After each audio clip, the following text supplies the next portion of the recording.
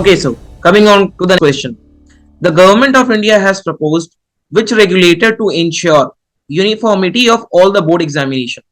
As of now हमको ये पता है कि जो इंडिया में बोर्ड एग्जामिनेशंस होते हैं उसके लिए डिफरेंट डिफरेंट रेगुलेटरी बॉडीज होती हैं. Say for example we have ICSE, we have CBSE, we also have many state boards. ठीक है. अब इसके चलते कुछ इश्यूज क्रिएट होते हैं. सबसे पहला इशू तो ये है कि you need to standardise the marks which will be used for admission to the higher educational institution. जैसे मान के चलो आप कि you need to standardize the marks for getting admission into the Delhi University and so on and so forth. इसीलिए government जो है वो अभी एक ऑल एनकम्पासिंग रेगुलेटर को लेके आने की बात कर रही है. अब यहाँ पे मैंने कुछ नेम्स को मेंशन किया. अब आप देखो यहाँ पे क्या क्या नाम मैंने लिखा है. द नेम इज पारख, निपुण, SPQEM, RUSA, none of the above, more than one of the above. Now you have to keep in mind that this year BPSC will have negative marks also. So therefore, अगर कोई ऐसा factual question आता है जहां पे you are not able to deduce the answer, it is all the more prudent to skip it. Okay?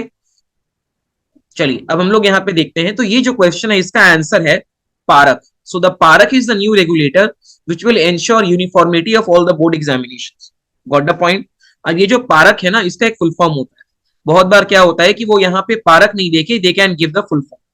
Therefore this stands for performance, P stands for performance, A stands for assessment, okay, R stands for review, okay, after that one more A stands for analysis, and K stands for, you all very well know, knowledge,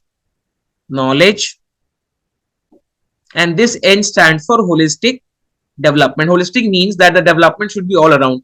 It should not be centered on any one particular thing. ठीक है. तो इसीलिए park जो है वो एक नया regulator है जो कि सारे बोर्ड एग्जामिनेशन को रेगुलेट करेगा. Coming on to the next question. Which institution has released competitiveness roadmap for India at the rate 100? ठीक है.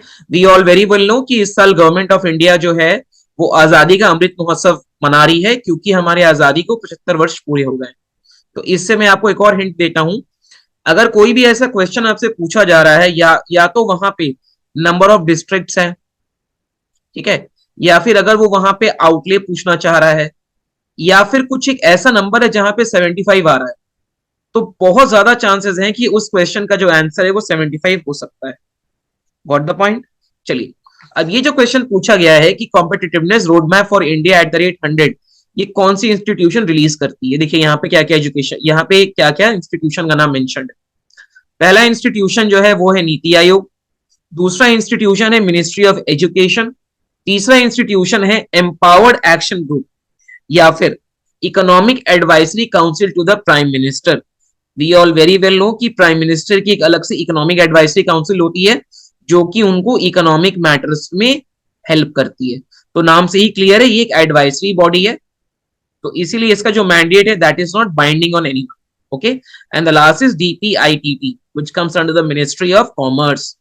Ministry of commerce. अब आप देखो ये जो क्वेश्चन है ना, here you can get confuse. यहाँ पे बात हो रही है कॉम्पिटिटिवनेस. तो हम यहाँ पे कॉम्पिटिटिवनेस को मार्केट के रूप में समझेंगे जहां पे हम कॉस्ट ऑफ प्रोडक्शन को कम करने की कोशिश कर रहे हैं. देयरफॉर आपके दिमाग में आ सकता है कि शायद यहाँ पे मिनिस्ट्री ऑफ कॉमर्स का रोल हो. ठीक है, लेकिन देखो अब आप यहाँ का जो कॉम्पिटिटिवनेस है ना इसमें आप मिनिस्ट्री ऑफ एजुकेशन को तो आराम से एलिमिनेट कर लीजिए. ठीक है. उसके बाद आपको यहाँ पे डाउट होगा नीति आयोग में और DPITT में. अब देखो कोई जनरल स्टूडेंट जो है ना वो इकोनॉमिक एक्शन ग्रुप जो है ये इसको भी कहीं ना कहीं करके एलिमिनेट कर देगा क्योंकि उसने इसके बारे में ज्यादा सुना हुआ नहीं. हम लोग जनरली कौन सी इंस्टीट्यूशन का नाम सुनते हैं? नीति आयोग का. नीति आयोग वैसे भी बहुत सारे रिपोर्ट रिलीज करती है. ठीक है. इनोवेशन इंडेक्स और भी बहुत सारे रिपोर्ट्स होते हैं नीति आयोग के. इसीलिए हम लोग यहाँ पे नीति आयोग और DPIIT में कंफ्यूज हो जाएंगे. But the actual answer to this question is economic advisory council to the prime minister. इन्होंने ये वाली रिपोर्ट को रिलीज किया है और इसका जो मेन एम ये है कि जब हमारे आजादी के 100 वर्ष पूरे होंगे. कब होगा पूरा? 1947 में देश को आजादी मिली थी और 2047 में देश की आजादी को 100 वर्ष पूरे हो जाएंगे. तो 100 वर्ष जब पूरे हो रहे हैं तो वो एक रोड मैप दे रहा है. That is giving us a road map for, ये रोड मैप किस चीज के लिए है? For making India a developed nation. On the basis of 4S principles. ठीक है, हम लोग यहाँ पे 4S प्रिंसिपल को डिटेल में डिस्कस नहीं करेंगे, लेकिन आप मान के चलिए अगर आपसे क्वेश्चन पूछता है कि 4S principal relates to what, और वहां पे कुछ कुछ स्टेटमेंट दे दिया है, उसमें से एक स्टेटमेंट ये है कि this aims to make India a developed nation, तो वो सही आंसर होगा। मान के चलिए आपसे ये भी पूछ सकता है कि 4S अप्रोच जो है ये किस इंस्टीट्यूशन का इनिशिएटिव है for turning India into a developed nation, आप वहां पे मारोगे economic advisory council to the prime minister. Okay, let us proceed forward. अगला क्वेश्चन ये है, glasnost and perestroika initiatives are associated which of the following leaders. अब देखिए, आप यहाँ पे दो वर्ड्स मैंने यूज किए हैं। ठीक है, अगर आप लोगों ने अपनी एनसीईआरटी बहुत सीरियसली पढ़ाई की है तो आपको इसका आंसर कहीं ना कहीं मिल जाएगा। ठीक है, तो देखो बेसिकली ये रिलेट करता है यूएसएसआर से। ठीक है, अब यूएसएसआर का डिसइंटीग्रेशन हुआ था 1991। ठीक है, और उसके डिसइंटीग्रेशन के पीछे का जो दो मेजर रीजन बताया जाता है वो है ग्लासनोस्ट ऑन पेरेस्ट्रोइका। ठीक है, अब इसके पीछे का रीजन ये कहा जाता है कि पहले रशिया एक बहुत ही क्लोज्ड इकोनॉमी थी और वहां पे लैक ऑफ डेमोक्रेसी थी। सो देयरफॉर जब उनके एक प्रीमियर आए, उन्होंने इस दो को काउंटर करने की कोशिश की, because Russia was facing economic hardship. ठीक है, रशिया इकोनॉमिक हार्डशिप फेस कर रहा था। तो हमें यहाँ पे बताना है कि वो कौन से लीडर हैं जिनके नेतृत्व में ये पॉलिसी आई थी। सो इनका नाम है मिखेल गोर्बाचेव। तो why was this in news? Because अभी रिसेंटली इनका डिमाइस हुआ है। ठीक है, रिसेंटली अभी इनकी डेथ हुई है। देयरफॉर ग्लासनोस्ट एंड पेरेस्ट्रोइका ये अभी न्यूज में आ रहे थे। देयरफॉर आप ये चीज हमेशा याद रखिएगा। बहुत बार आपसे ये भी पूछ सकता है कि ग्लासनोस्ट और ये जो है ना टर्म पेरेस्ट्रोइका ये किस चीज से रिलेटेड है, और अगर ऑप्शन में एक है, अगर एक आपको उनमें से ऑप्शन लिखा गया है disintegration of USSR, so that will be the right answer. ठीक है, so therefore along with the options मैं आपको थोड़ा इसका बैकग्राउंड भी दे दे रहा हूं, बिकॉज वी नेवर नो कि किस टाइप ऑफ क्वेश्चंस आपसे एग्जाम में पूछे जा सकते हैं। Okay, let us proceed forward. अगला क्वेश्चन है, who has been appointed as the treasurer of Commonwealth of parliamentary associations. किनको अभी ट्रेजरर के रूप में चूज किया गया है? Again we have four options, Anurag Thakur, Anurag Sharma, Om Birla, Raghunath Keshav, none of the above या फिर more than one of the above. ठीक है, अब आप देखो यहां से बहुत, यहां पे जनरली स्टूडेंट्स को क्या कंफ्यूजन होगा कि यहां पे जो टर्म मेंशन्ड है दैट इज पार्लियामेंट। ठीक है, तो हमारा जो नॉर्मल थिंकिंग होगी वो इसी डायरेक्शन में जाएगी कि मिस्टर ओम बिरला जो है he is the speaker of the house, speaker of the Lok Sabha है ये अभी।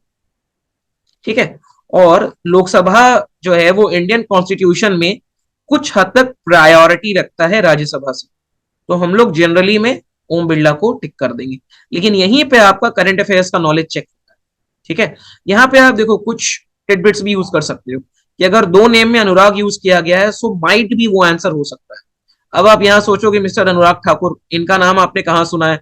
सो आप इसमें थोड़ा सा सोचोगे कि he is a ministry of you, ये किसी मिनिस्ट्री को हेड करते हैं। ठीक है, तो क्या इनका नाम आना चाहिए, नहीं आना चाहिए? तो शायद आप कहीं से डिड्यूस करके मिस्टर अनुराग शर्मा के नाम को टिक करोगे, and this is the right answer. Now who is mister Anurag Sharma? He is an MP belonging to the BJP party, and from which constituency he belong to the Jhansi constituency of Uttar Pradesh.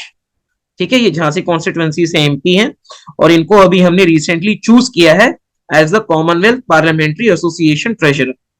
और ये जो election है ना, this took place at a location which goes by the name of Halifax, goes by the name of Halifax which is in Canada।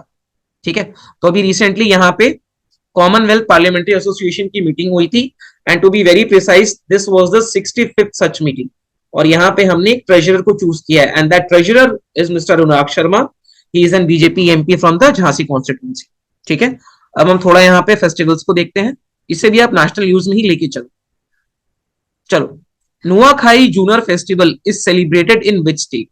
Again we have four option, West Bengal, Goa, UP, Odisha. ठीक है, अब यहाँ पे देखो क्या हो सकता है, जब भी कुछ एक ऐसा फेस्टिवल आ रहा है जिसके बारे में आपने जनरली सुना नहीं है, तो there are many high chances that it can be a tribal festival और it can be a festival of harvest. ठीक है। अगर हार्वेस्ट फेस्टिवल है तो मैक्सिमम चांसेस है कि वो किसी एक स्टेट में ही हो रहा होगा, और अगर ट्राइबल फेस्टिवल है तो हो सकता है कि वो मल्टीपल स्टेट्स में फॉलो किया जाए। We have many tribes, for example we have tribes which go by the name of Santhal, Oraon, ये बहुत जगह हमको मिलते हैं। ठीक है। अब ये जो हमारा फेस्टिवल है ये एक एनुअल हार्वेस्ट फेस्टिवल है। क्या नाम है इसका? Nuakhai Juhar, and this is celebrated in the state of Orissa. ठीक है। तो ये उड़ीसा का क्या है? ये उड़ीसा का हार्वेस्ट फेस्टिवल है। अब यहीं पे देखो, अब आपको क्या करना है ना, कैसे आपकी प्रिपरेशन होगी। जब भी आपको हार्वेस्ट फेस्टिवल से रिलेशन में कुछ भी आ गया, आप एक लिस्ट बनाओ और मेजोरिटी ऑफ द स्टेट्स के हार्वेस्ट फेस्टिवल के बारे में यहाँ लिख लो। जैसे आपने लिख लिया पंजाब का बैसाखी, ठीक है, उसी तरीके से केरला, तमिलनाडु, जो मेजर बेल्ट है उनके आप हार्वेस्ट फेस्टिवल को एक जगह लिख के याद करो। This will be very beneficial for. ठीक है। चलिए आगे देखते हैं। National nutrition week is celebrated in the first week of which month? Again we have some months associated with it. तो इसका जो आंसर है दैट इज सितंबर। ठीक है। तो सितंबर में we celebrate the national nutrition week. ठीक है। और ये जो है ना, ये हम we are celebrating it for quite some time now, and the 2022 का जो नेशनल न्यूट्रिशन वीक था उसका जो थीम है, 2022 का जो थीम है that goes by the name of world of flavours. ठीक है। तो बहुत बार आपसे ये भी पूछा जा सकता है कि वर्ल्ड ऑफ फ्लेवर्स जो है वो इनमें से किसकी थीम है। वहां पे 3-4 ऑप्शन रहेंगे आपके पास, नेशनल नेशनल न्यूट्रिशन वीक, और भी वो कुछ कुछ ऑप्शन दे सकते हैं, तो आप इसको याद रखना। So national nutrition week is celebrated in first week of September, और 2022 का जो थीम था वो है world of flavour. Got the point? चलिए आगे। विच स्टेट और UT has launch the virtual model school for student across the country? ठीक है। Indeed a very pioneered, I can say step, एक बहुत ही रेडिकल अप्रोच है, but yes step in the good direction. देखो again हमारे पास कुछ ऑप्शन है। We have Delhi, Tamil Nadu, Gujarat, Manipur. ठीक है। अब आप इसमें थोड़ा सा लॉजिक लगाओगे तो आपको पता चलेगा कि the Delhi model of school, the Delhi model of school या फिर दिल्ली मॉडल ऑफ एजुकेशन, अभी वर्ल्ड ओवर उसको acclamation and it is being talked upon, उसके बारे में बात हो रही है। तो कहीं ना कहीं ये टिडबिट्स यूज करके भी आप यहाँ पे दिल्ली गवर्नमेंट को टिक कर सकते हो। So this is an initiative of Delhi government. और एक सबसे बड़ी बात यह है कि this is the first virtual school in the entire country. पूरे देश का भी ये पहला वर्चुअल स्कूल होगा, इसके पहले कोई भी वर्चुअल स्कूल नहीं बनाया गया। आगे बढ़े। अगला क्वेश्चन है mister Telangana, Telangana CM mister K Chandrashekar Rao, he has handed over a check of how much rupees to the martyr soldiers in Galwan Valley from Bihar. Okay okay? देखो थोड़ा सा यूनिक क्वेश्चन है। बिहार से जो सोल्जर्स इंडियन आर्मी में सर्व कर रहे थे, who were martyred in the Galwan clash. Galwan valley clash आपको याद होगा 2020 में हुआ था। तो उनके लिए तेलंगाना के चीफ मिनिस्टर ने कुछ रिलीफ प्रोवाइड किए। ठीक है। तो इस क्वेश्चन को आप इतना क्लियरली समझो। The soldiers were from Bihar who were serving in the Galwan Valley, who were martyred, and the Telangana CM has provided some relief to them. तो इन्होंने उनको कितना का रिलीफ प्रोवाइड कराया है? ठीक है। तो यहाँ पे we again have 4 option, a very factual, and the answer is ₹10 lakh. ठीक है। As simple as that.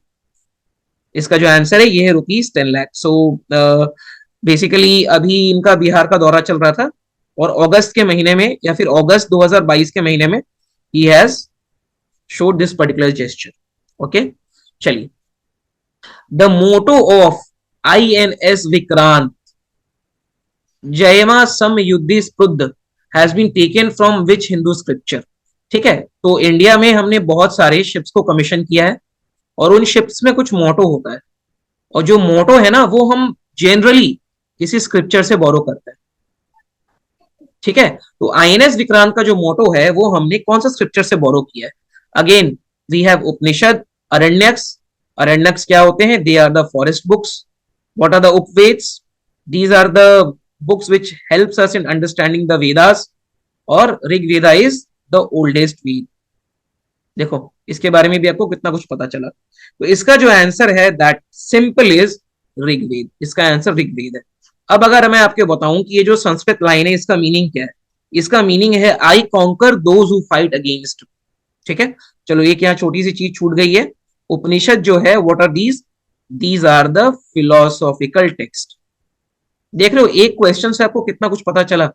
You have got 4 extra pieces of information. अब एक और इंफॉर्मेशन ले ली। इंडिया का जो नेशनल एम्ब्लेम हम कह सकते हैं, सत्यमेव जयते, ठीक है, जयते, ये हमने किस स्क्रिप्चर से बोरो किया है? तो याद रखना, this we have borrowed from a Upanishad, and the Upanishad goes by the name of Manduka Upanishad, ठीक है। Again one more piece of information, you have got extra 5 more things in a particular MCQ. चलिए, moving on to the next one. India's first indigenously developed vaccine for cervical cancer has been developed by which of the following? यहाँ पे आपके पास में 4 institute है, इनमें किसी एक institute ने पहला सर्विकल कैंसर का वैक्सीन बनाया, ठीक है। अब इसका जो आंसर है, that is the serum institute of India, ठीक है। अब ये जो वैक्सीन है ना, इस वैक्सीन का नाम जो है वो दिया गया है, ये आप लोग याद रखना, सीरवेवैक, ठीक है। And this is basically a quadrivalent human papilloma vaccine. तो यहाँ पे इतना हमको डिटेल में नहीं जानना, सिर्फ ये जान लो सीरम इंस्टीट्यूट ऑफ इंडिया का हेडक्वार्टर कहाँ है। कोविड में बहुत फेमस हुआ था, आप सबको पता होगा, दिस इज इन पुणे, ठीक है। And they have developed this particular vaccine in coordination और collaboration with department of biotech, ठीक है। सो आई होप ये सब कुछ क्लियर होगा। चलिए, moving on to the next question. Reliance Industries has announced to build India's first carbon fiber plant in which state? Okay, Reliance Industry का ये initiative है। आप लोग अब देखो यहाँ पे क्या क्या ऑप्शंस दिया है हमारे पास में। We have Maharashtra, we have Gujarat, we have Odisha, Madhya Pradesh and none of the above, ठीक है। तो अब देखो, अगर यहाँ पे रिलायंस इंडस्ट्री पूछा गया है तो हमको बाय डिफॉल्ट इसमें महाराष्ट्र नहीं मार्क कर देना, ठीक है। तो देखो, आपको यही सब जो बहुत ही थोड़े कंफ्यूजिंग चीजें हैं ना, जो कि थोड़ा कॉमन सेंसिकल नॉलेज के अगेंस्ट है, you need to focus on such kind of a thing, ठीक है। अभी हमने लास्ट टाइम देखा था कि the soldiers from Bihar who got martyred in Galwan, उनके लिए रिलीफ प्रोवाइड किया गया है तेलंगाना की सीएम के द्वारा, ठीक है। तो इस तरह की जो कुछ कुछ अगेंस्ट कॉमन सेंसिकल अप्रोच है ना, इन सब क्वेश्चंस पे आपका खास ध्यान जाना चाहिए। तो ये जो बेसिकली इनिशिएटिव है रिलायंस का to build the world's largest carbon fibre plant, ये इसके लिए ये लोग जो फैक्ट्री है वो डालेंगे गुजरात में। So this will be established in Gujarat, and the name of this district where this will be established is Hazira, ठीक है। तो आप लोग याद रखना, हजीरा गुजरात में वर्ल्ड की बड़ी, बहुत बड़ी या फिर सबसे बड़ी और इंडिया की पहली कार्बन फाइबर प्लांट जो है वो वहां पे एस्टैब्लिश होने वाली है। अगला हुआ, in India where is the largest aggregation of the whale shark? India में सबसे ज्यादा व्हेल शार्क कहां पे मिलते हैं? You have options of Gujarat, Andaman and Nicobar, Lakshadweep, Kerala, none of the above. Again इस क्वेश्चन का भी आंसर वही है, that is the Gujarat coast.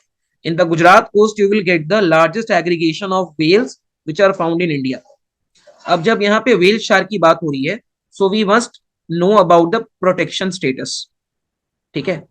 और you must be knowing that whenever we talk about the protection status, we look at 3 things: is the IUCN status, wild life protection act में इनका क्या है, और साइट्स में what is it's ranking.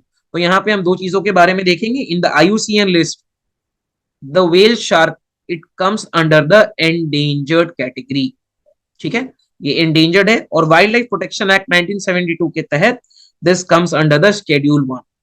So therefore maximum amount of protection is forwarded to the whale shark. Okay, so I hope you must be getting some extra piece of information out of it. अगला question देखो आप, who is the first Indian to win the Ramon Magsaysay Award? The Ramon Magsaysay Award is also called Asia's Nobel, ठीक है, इसे हम Asia का Nobel prize भी कहते हैं। A very important, a very significant award. अब आप ये रैमोन मैग्सेसे इसलिए भी याद रखना क्योंकि इंडिया के एक जर्नलिस्ट है, he has got the Magsaysay Award, ठीक है।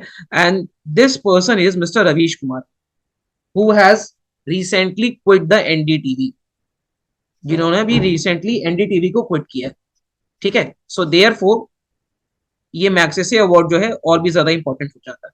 यहाँ पे हमारा फोकस है कि कौन से पहले इंडियन है जिनको कि रैमोन मैग्सेसे अवार्ड से सम्मानित किया गया है।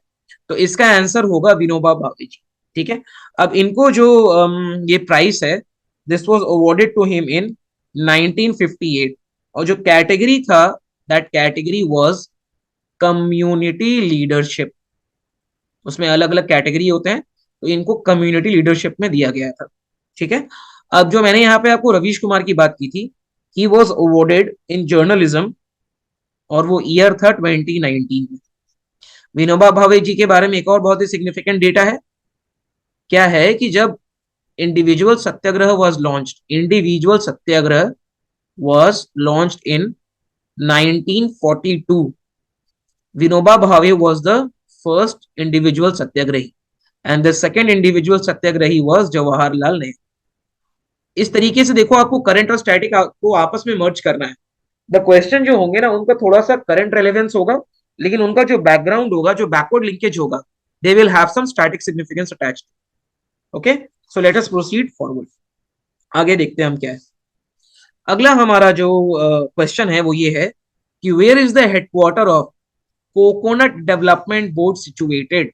Again we have four option, Visakhapatnam, Chennai, Port Blair, Kochi.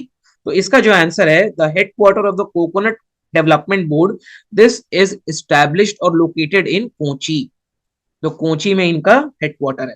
अब देखिए होता क्या है, जो कोकोनट पाम है ना, उनको हम एक फेमस नाम से बुलाते हैं, that is tree of life.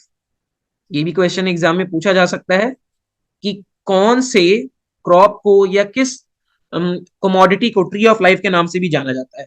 So that is the coconut palm. अब जो कोकोनट डेवलपमेंट बोर्ड है, आपको सिर्फ इसका एस्टैब्लिशिंग ईयर ध्यान में रखना है, that is 1981। This was established in 1981। That's it, इससे हमारा काम हो जाएगा। Next question, which state has signed a MOU with the Parley for Ocean for plastic waste management?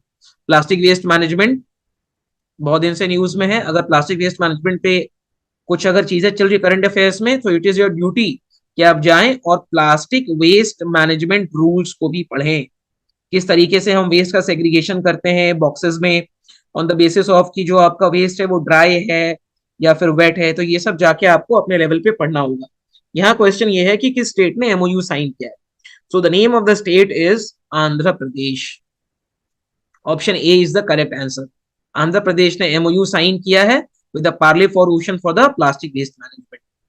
Next question is 48 national junior girls kabaddi championship 2022 is being held in which city. यहाँ पे कुछ cities के नाम दिए गए हैं। तो जो 48 नेशनल जूनियर गर्ल्स कबड्डी है, ये कौन से सिटी में हेल्ड की जा रही है? पानीपत, न्यू दिल्ली, पटना, कोलकाता। तो यहाँ पे जो the name of the city is Patna district of Bihar. अब आपको ये बहुत इंपॉर्टेंट है, आपको याद रखना है, क्योंकि this issue is Bihar specific, so there are very high chances that this can be asked in the examination. अब ये जो कबड्डी चैंपियनशिप है, ये कौन से स्टेडियम में रखी जा रही है? किसी न किसी स्टेडियम में होगी, तो उसका नाम है Pataliputra. The name is Pataliputra sports complex. ठीक है, अब यहां फिर आप इसका थोड़ा बैकवर्ड लिंकेज में जाओ। Pataliputra sports complex, why the name Pataliputra? Because this is the older name of Patna, या फिर ओल्डर नेम ऑफ बिहार कर लो आप। एक और चीज याद रखना कि Pataliputra was the second capital of Magadh empire. The first capital was, तो फर्स्ट कैपिटल क्या था? First capital was Rajgir. ठीक है, चलो आगे बढ़ते हैं। What is the name of the cyber security exercise recently conducted by CERT in? अब आप देखो, एम्स में हमने देखा है कि recently there was a cyber attack. ठीक है, एक साइबर अटैक हुआ था। Many people are calling it a ransomware, लेकिन ये एक रैंसमवेयर नहीं था। क्यों? क्योंकि ऑफिशियली किसी रैंसम की डिमांड नहीं की गई थी वो वायरस को हटाने की, या फिर जो आपने वहां पे ट्रोजन हॉर्स दिया था उसको न्यूट्रलाइज करने के लिए। So therefore this was a cyber attack in which CERT-in played a very important role. ठीक है, तो इसके बैकड्रॉप में भी this news becomes all the more important. तो what is the name of the cyber security exercise जो कि अभी recently CERT-in के द्वारा कंडक्ट की गई है? So the name of the exercise is synergy.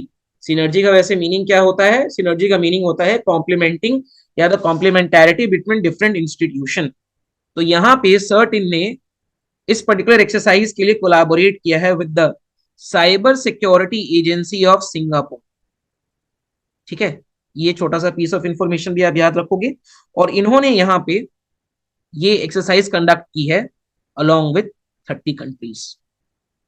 ठीक है, तो जो मेन आंसर वो ये है कि ये जो एक्सरसाइज है इसका नाम सिनर्जी है। यहाँ पे जो सर्ट इन है, ठीक है, computer emergency response team of India, ये सर्ट इन का फुल फॉर्म है। ठीक है, computer emergency response team of India. इन्होंने कोलाबोरेशन किया है the cyber security agency of Singapore के साथ, और 30 नेशंस के साथ मिलकर उन्होंने सिनर्जी एक्सरसाइज को कंडक्ट किया है। ओके, चलिए अगला question. Indian navy's new ensign is inspired from which of the following power. देखो, हमको पता है कि कोई भी अगर आर्मी होती है ना, तो उनका एक फ्लैग होता है, they have a flag, and each and every, if I can से, parameter of the country's defense system, the army, the navy, the air force, they have flags. और वो फ्लैग में ना वो कोई सिंबल को डिपिक्ट करते हैं, because that symbol should showcase power, sovereignty, तो ये सब वहां पे शो करना चाहिए। तो रिसेंटली इंडिया का जो नेवी है उन्होंने अपने एनसिग्न में कुछ चेंजेस लाए। यही क्वेश्चन पूछा जा रहा है कि जो उनका नया एनसिग्न है वो किससे इंस्पायर्ड है, बाय चोलास, मराठास, मुगल्स, पोर्चुगीज और नन ऑफ द अबव। तो the answer to of this question is Marathas. उन्होंने जो अभी उनका जो नया एनसिग्न है, this is inspired from Maratha, and this were the seal of Chhatrapati Shivaji Maharaj. ठीक है, और ये जो सील है this is inspired by the Raj Mudra seal. तो जो सील है उसका नाम है राज मुद्रा सील। ठीक है, तो ये छोटा सा पीस ऑफ इंफॉर्मेशन है, लेकिन मेनली आपको यही जानना है कि इंडियन नेवी का जो फ्लैग में जो नया हम एनसिग्न यूज कर रहे हैं वो कहाँ से इंस्पायर्ड है। तो वो इंस्पायर्ड है मराठा से, और वो राज मुद्रा ऑफ छत्रपति शिवाजी महाराज से इंस्पायर्ड है। Got the point. चलिए अगले क्वेश्चन पे आते हैं। Which state has come up with the idea of state capital region on the lines of national capital region? देखो, आपको पता है कि जो दिल्ली है, Delhi is a UT, and Delhi as a UT is surrounded by many district of different state. तो हम क्या करते हैं ना, हम उनको दिल्ली का ही कॉन्टिग्यूअस जोन मान लेते हैं, जिसे कि हम नेशनल कैपिटल रीजन के नाम से जानते हैं, या फिर दिल्ली एनसीआर के नाम से जानते हैं। मैं यहाँ पे दो प्रोमिनेंट डिस्ट्रिक्ट का नाम लिख रहा हूं जो बहुत फेमस है, they are Noida and Gurugram. ठीक है, तो ये दिल्ली एनसीआर रीजन में आता है। तो ये जो मॉडल है ना कॉन्टिग्यूअस सिटीज का, इसके बेसिस पे कोई और जो स्टेट है, this is coming up with an idea of state capital region. तो यहाँ पूछा है कि वो कौन सा स्टेट है। तो यहाँ पे आप थोड़ा सा ये भी इमेजिन कर सकते हो कि the state which will have a lot of districts, यहाँ पे बहुत सारे डिस्ट्रिक्ट्स होंगे, जहाँ पे बहुत सारे डिस्ट्रिक्ट्स होंगे, वो इस तरह के किसी कंसेप्शन से आएगा। And the name of that particular state is the Uttar Pradesh state of UP. Here we have got umpteen number of districts. ठीक है, उत्तर प्रदेश जो है ना, ये एनसीआर के रीजन में एक नया नेशनल कैपिटल रीजन दिल्ली की तरह एस्टैब्लिश करने वाला है, और यहाँ का जो सेंट्रल पॉइंट होगा दैट विल बी लखनऊ, और इसके आसपास कंटिग्यूअस रीजन में there will be many cities. ठीक है, so the answer is Uttar Pradesh in this particular question.